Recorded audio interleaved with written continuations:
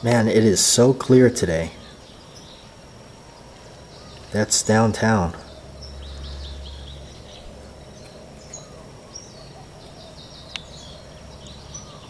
You know, sometimes it doesn't get as clear as this sometimes because of the fog and everything, but today is very clear.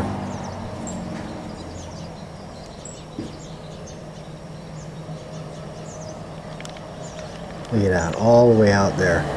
Miles and miles of ocean. You can actually see the edge of the ocean right there, or the edge of the island. Let's get on with the radio show, guys. It's Saturday morning. What's up, everybody? BATJAC JW. Welcome back to JW's Radio. It is Saturday morning once again. Here we are.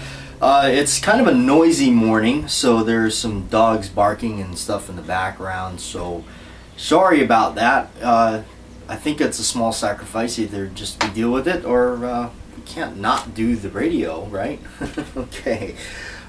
We got some kind of neat stuff here to talk about. I know the mystery, what's under the what are we talking about today? Anyway, it's been an interesting and rather, I guess the week kind of flew by for me in a sense.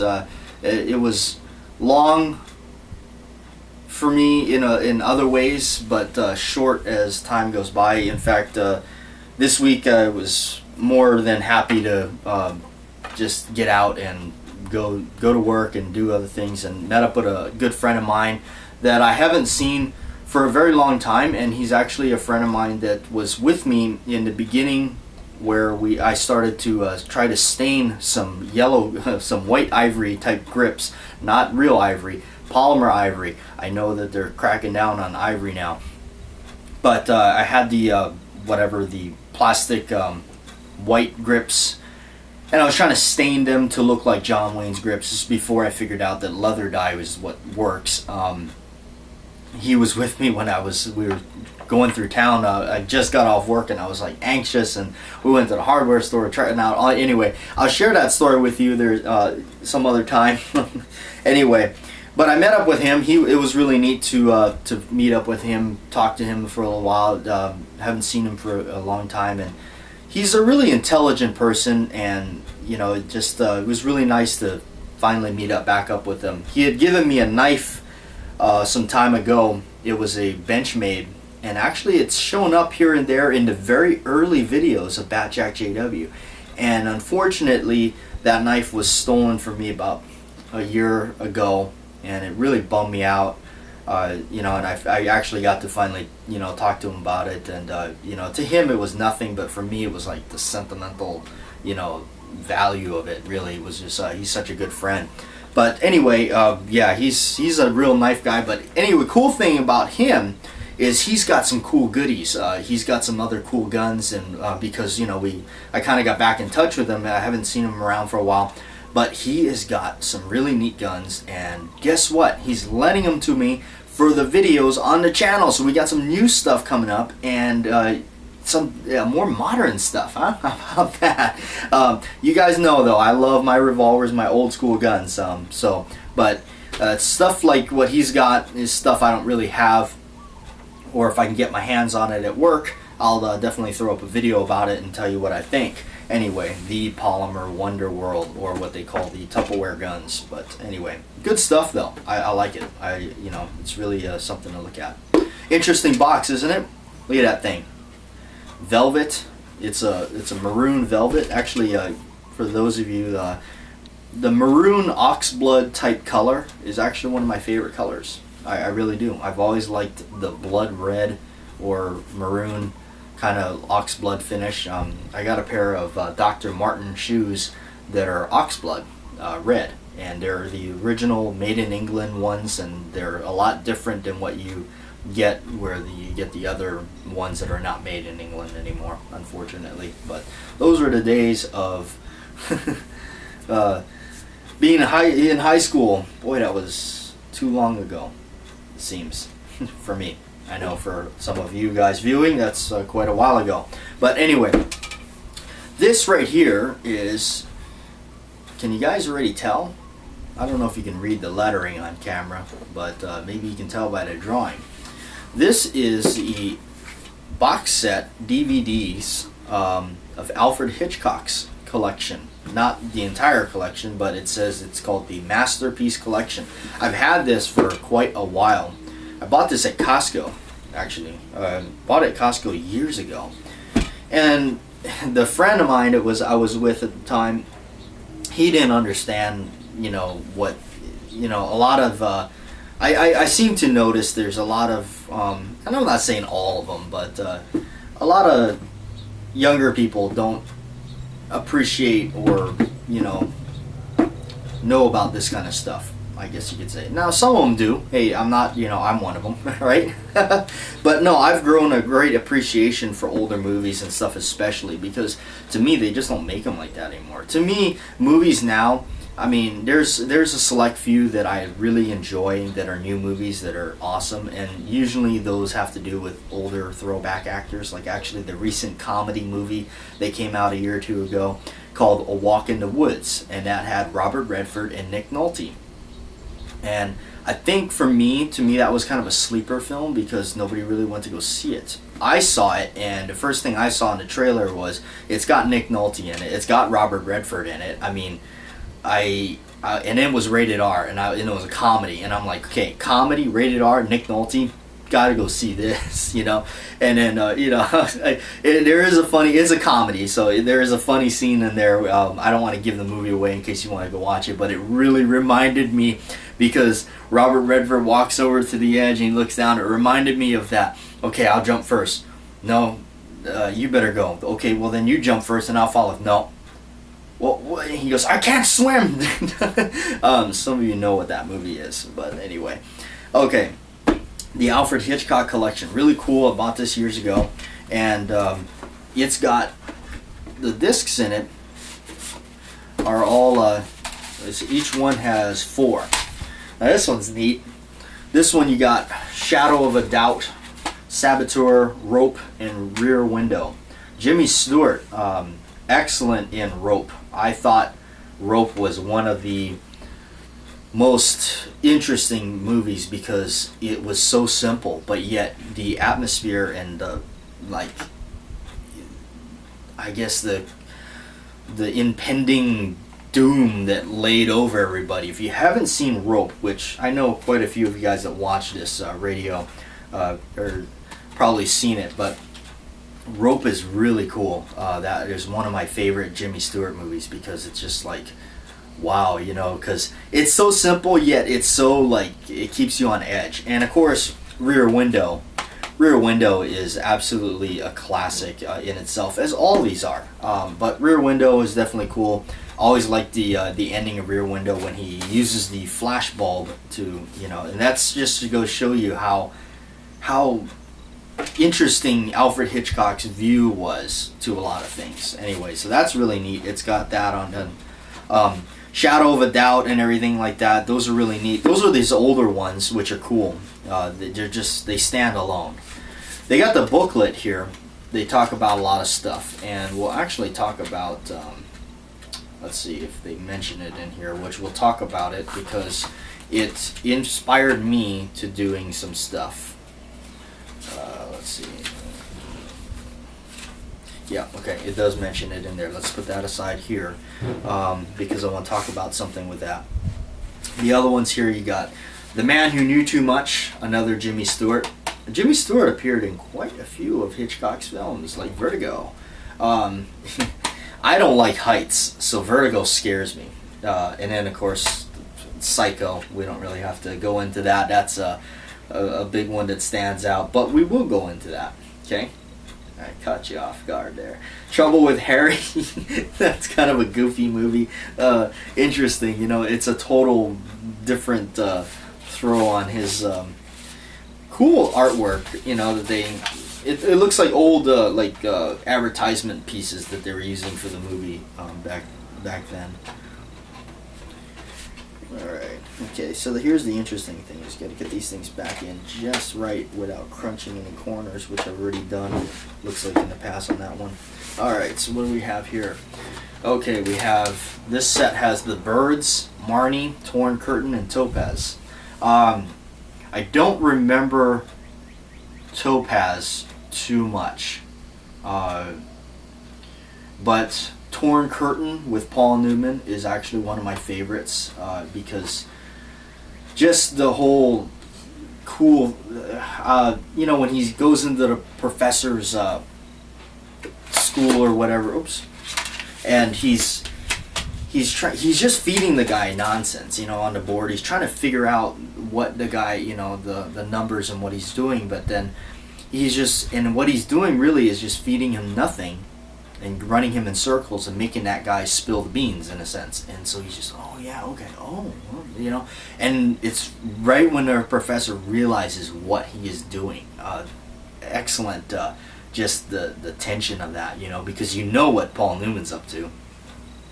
And then it's got probably the most, I would say, craziest, like, scuffle or fray or whatever, you know, fight you want to talk about, with Paul Newman going into that little house, and a guy comes in there and he's battling with the guy, and the lady, the you know, she doesn't even know really what's going on, I believe, and it has been a while since I've seen these. So she takes the kitchen knife and she goes to stab the guy, and it hits, and it's like, I don't know, you know, it's like it hits chest bone, and it snaps the tip off, so the tip is just hanging out of the guy. It's gruesome, you know, but anyway, they wind up putting this guy's head in the oven, turning on the gas, not baking him, but just gassing him out, and then the hands, you know, on top of the, you know, it's just, man, Alfred Hitchcock, you can tell. And the thing that you know, that gets me is you got stuff like that. And, you know, when it was this, let's see, it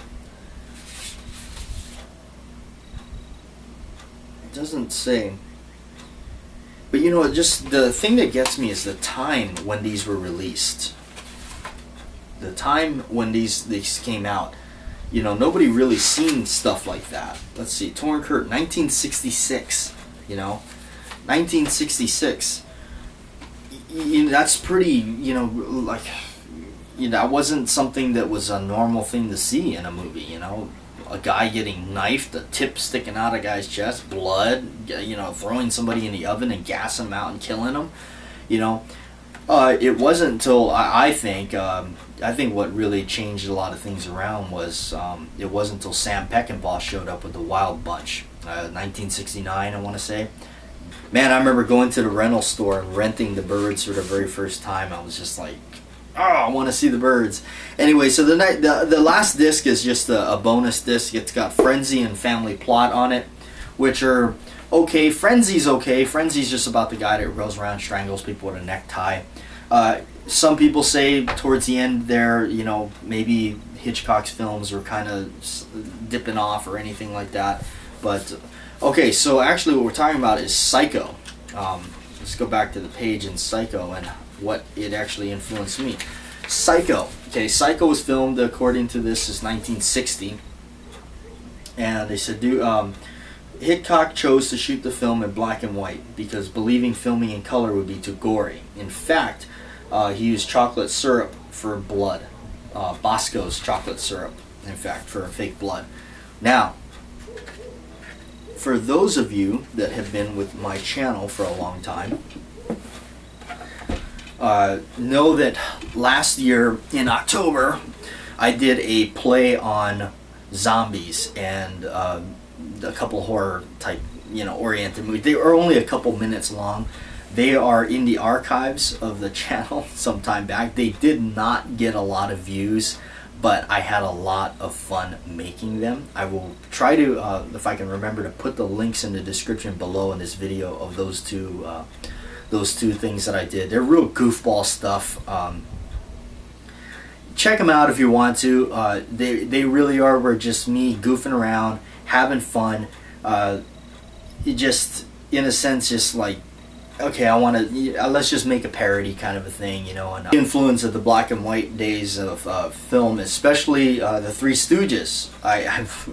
The Three Stooges just cracks me up still to this day. I just, you know.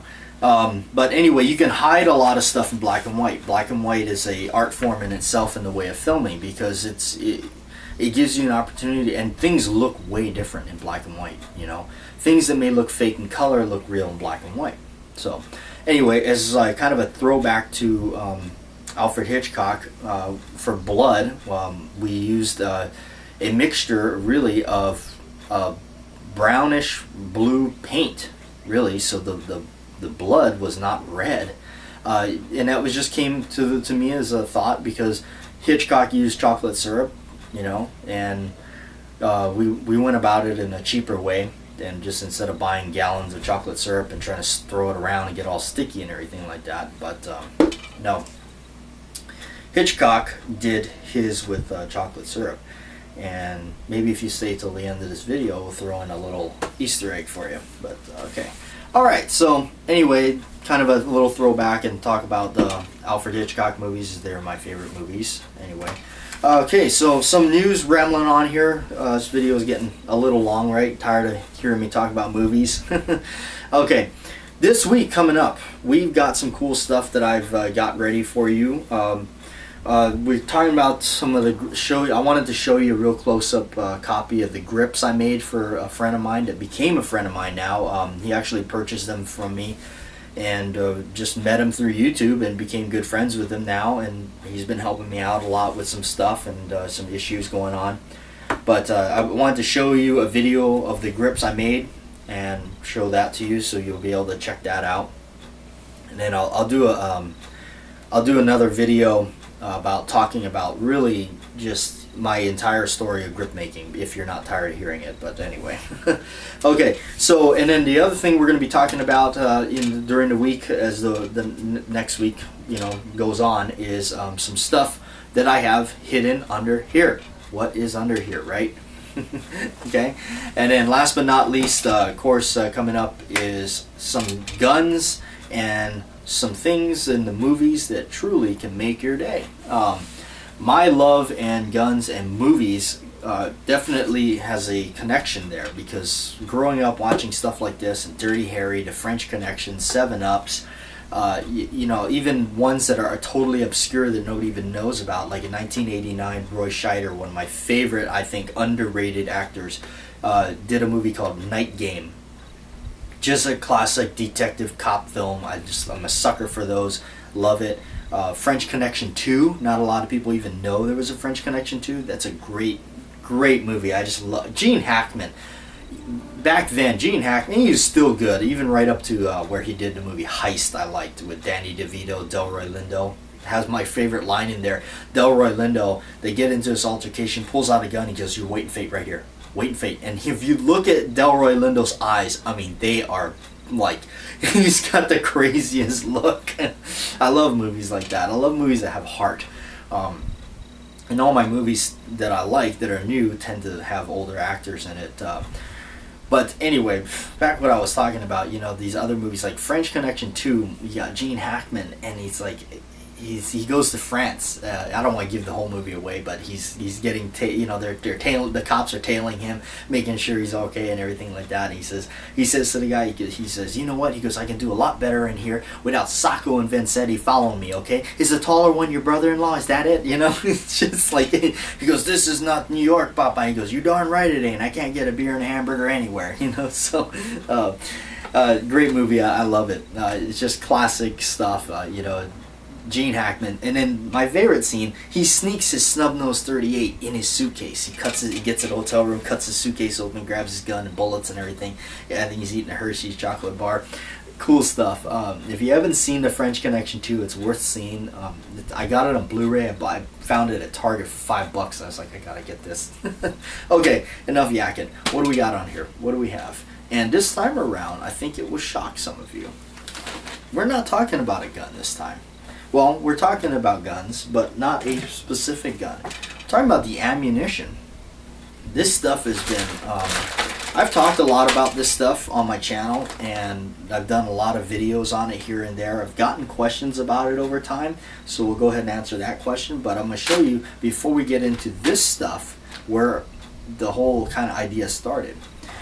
Now, some time ago, my dad and I worked for this coffee farm. And this coffee farm had a big property, beautiful property, and he caretaked and he stayed there. And I would go up and see him on my days off from really not so good job I had at the time that turned out into not so much of a good job, I guess. It started off okay, but anyway, I found these things online, to Midway USA to be exact. It's called X-Ring bullets, and some of you guys may know what this is. What this is, really, it's a little rubber. Let's see, I don't think you're going to be able to see a good shot of it from here, but maybe we'll do a video with just these. These are little rubber plugs, really. And what they do, here I got some for 44, which I played with a lot, running around acting like Dirty Harry. What they're for is you take your shell casing, I got one right here. You take your shell casing, whatever caliber it is, and what you do is you got the flash hole underneath. For those of you not familiar with reloading, when you pop out the old primer, underneath, of course, obviously from the primer pocket and everything, aside from that, there's what they call a flash hole, and there's a tiny hole there, and what that is that's the entrance for the sparks and things created from the primer to go inside the casing, ignite the gunpowder, and push the bullet. Okay, what you do is you enlarge that with a drill bit, or yeah, I think that's what we're using, a drill bit. We set these things in a drill press and drill them out just enough to where the primer doesn't back out. That's why you're doing it. The thing is, you got to keep those separate. I didn't like doing that because I didn't want to confuse them, because once you do that, you don't want to use it in live ammunition. I got my reloading stuff here, that's why I'm pointing to that.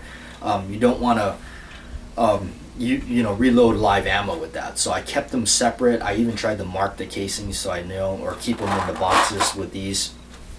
Anyway, you push this plug into the casing. You seat a primer. I have a little hand priming tool from Lee, really inexpensive. You get a bunch of primers and you seat the primer into this thing. Once you have the bullet in there, you want to seat the bullet first, and then you prime it.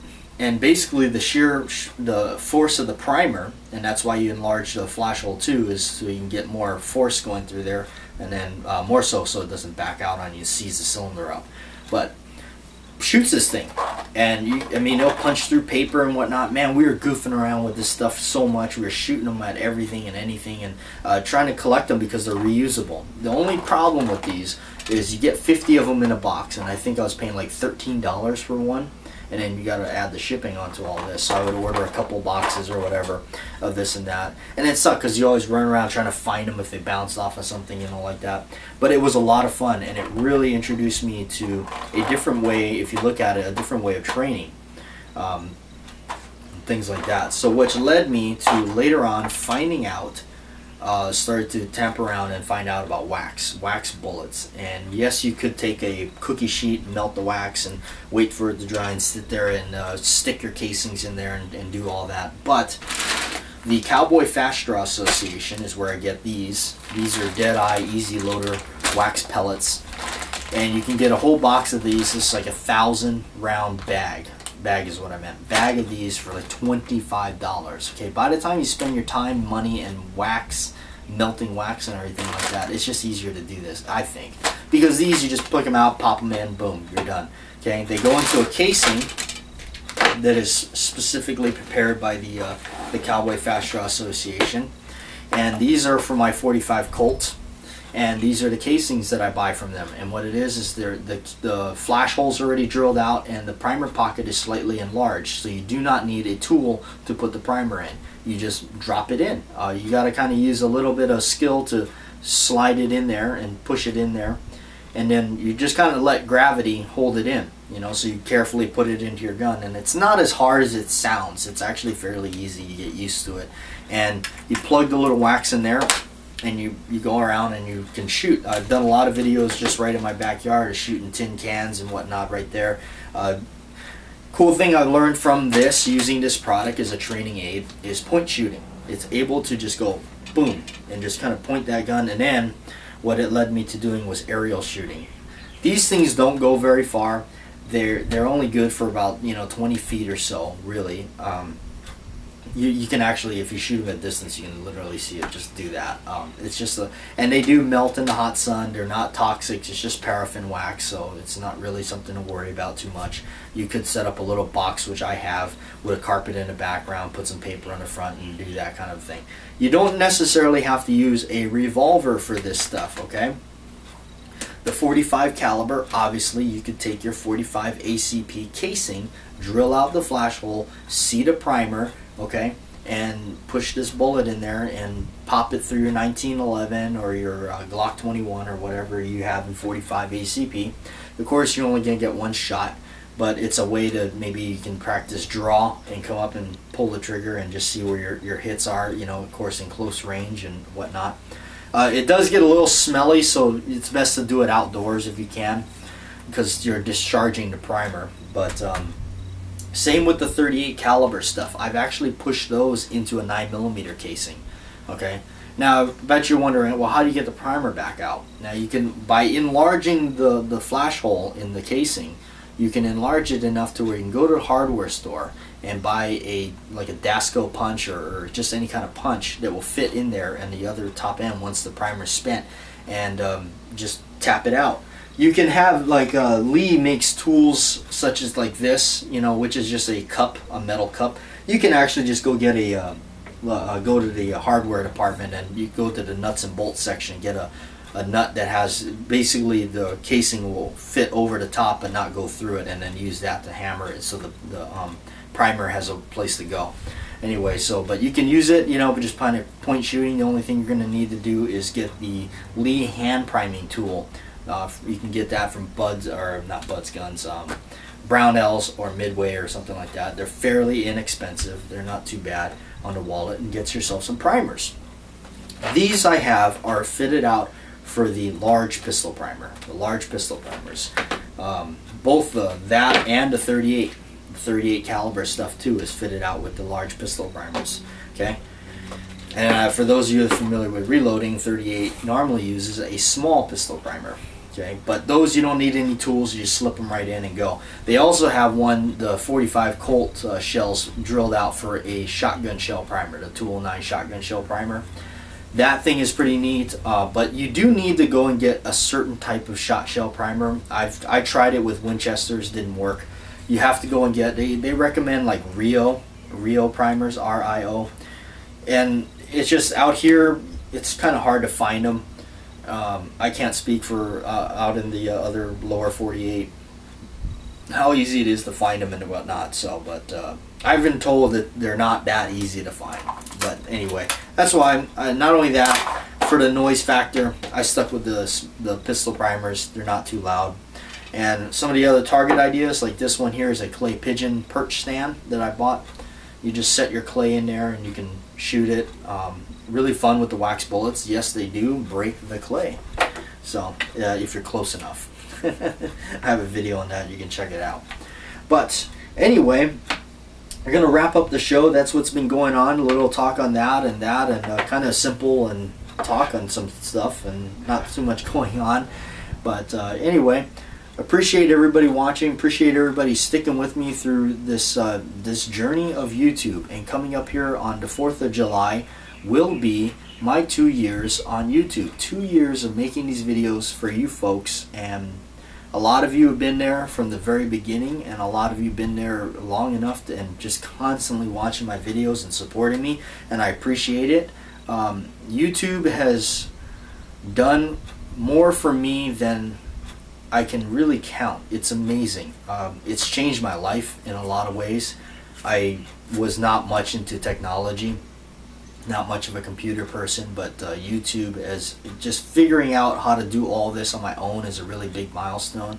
And filming this stuff, and I've always been into making film and entertainment in some form of way, movie magic if you would, and this has given me an opportunity to do so. And not only that, I've met people through YouTube that, you know, you always think like YouTube is just for watching videos, but in some other way, I've made like a band of brothers, if you would. There's a lot of you that I've met just simply through these videos that are just helpful. You know, people that I feel like I know you. Like, I feel totally comfortable, like if I, you know, ever met up with you face to face, like, you know, just like we've known each other for so long, but really that's the very first time we're actually seeing each other in the flesh, rather than on a you know, a glass screen or LCD or LED or 4K, whatever they got out now. actually seeing each other for real, you know. And I want to say in one there's a there's a guy I met on YouTube here, and he's been helping me out through in what I'm trying to do with my life here, and try to get out and do something, and get out of here in a sense, and try to help do all that kind of stuff. And he really has been there, and just going to basically just becoming a good friend. Amazing, keeping me going, helping me out, locate a place and all that, to possibly, when I get out of here, if that's the plan, that's what I need to do. I think I think we all have to follow paths in life, and I think where I wound up today is basically the beginning of cutting my teeth into this kind of world and doing this kind of stuff, and finding what I wanted to do for my career in life, finding what I wanted to do, and the guns is what I wanted to do.